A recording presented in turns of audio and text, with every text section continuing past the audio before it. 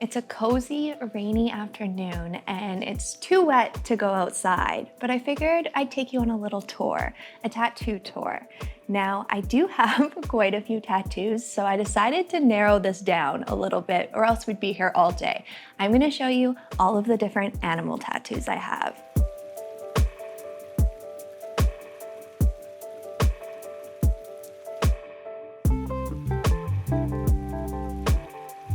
When I was brainstorming how I was going to film this video, I thought it would be best if I just took you chronologically through all of my animal tattoos and told you a little bit about what was going on in my life during that time. Let's start off with my deer.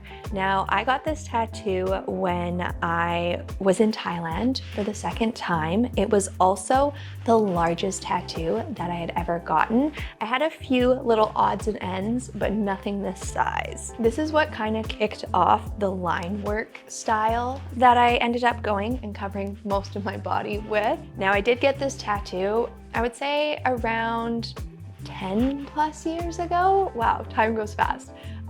So it is a little bit spread out and there are parts of it that I would like to touch up, but it's just a really great reminder of where I was in my early 20s and just the fun that I had on that trip. Once I had my first big tattoo, I decided that we were just gonna go big or go home, and that's when I got my unicorn.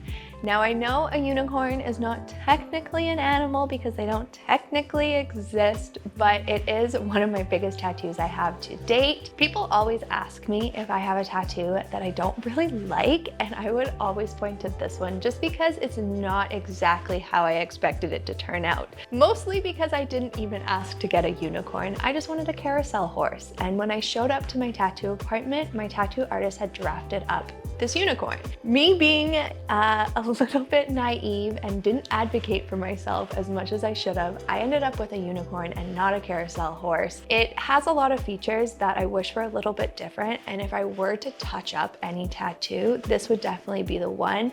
But right now, I just honestly don't think about it that much, so it stayed this way for a really long time. I always get tattoos in short bursts, so I'll get 3 or 4 tattoos at any given time over the course of a couple months.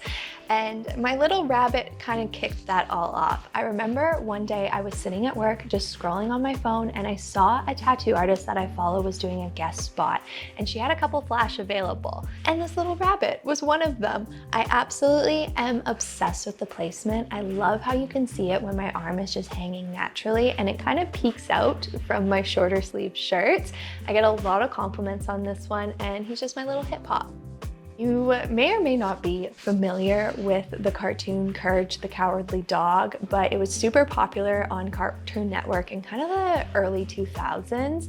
And it has everything that I would say I love about my life now in a cartoon. It's kind of spooky, there's lots of animals in it, there's kind of a little bit of dark humor. This tattoo is actually a friendship tattoo that I have with one of my closest friends. She has it on her forearm, the exact same Courage kind of screaming. Courage the dog is not courageous at all. He is actually quite a little scaredy cat. He lives in a house in the middle of nowhere with his owners, and there's always different visitors that come to the farm, and Courage is never courageous. He's often screaming and running away scared.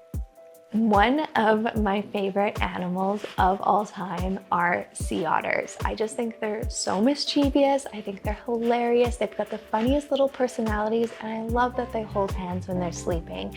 We also have them here where I live in the Pacific Northwest, and I thought that getting 2 sea otters holding hands was just so adorable. I wish that it had a deeper meaning, but I just like them, and I really love the tattoo. Not very many of my tattoos actually have a profound meaning, but my flamingo tattoo is actually really important to me. Growing up, I lived in the Middle East, and coming from rural Canada and moving overseas, a lot of the wildlife obviously was very surprising to me, and I still remember the day I saw a huge flock of flamingos flying across the desert, and that's why I ended up getting a little flamingo, because I will never forget the feeling of seeing an animal that I'd only read about in books in real life for the first time, and just how gobsmacked I was. Remember how I said I tend to get tattoos in groups? Well, the mouse is no different. If you've watched my other OFTV video where we went to a tattoo convention recently, I picked up this little cutie for no other reason besides that he's adorable. I mean, look at him. He's holding a strawberry and everything. How could I not? And we have ended on my newest and largest tattoo I have to date, my octopus. Now this is a Pacific octopus, which are found in the oceans here where I live. And this one has been a journey. I filmed a whole tattoo vlog video on this tattoo, and if you go back and check that, you know that it took me many, many sessions to have it completed, but it was so worth it. I absolutely love how it wraps around my leg and my foot, and there were definitely some spicy areas behind the knee, but all in all, I would say it was worth it. There are still always gonna be more animals that I want tattooed. I already have a ton of plans going on in my head. You'll have to stay tuned and follow along on my journey to find out what I end up getting. Thank you so much for watching, and I really hope you enjoyed this video.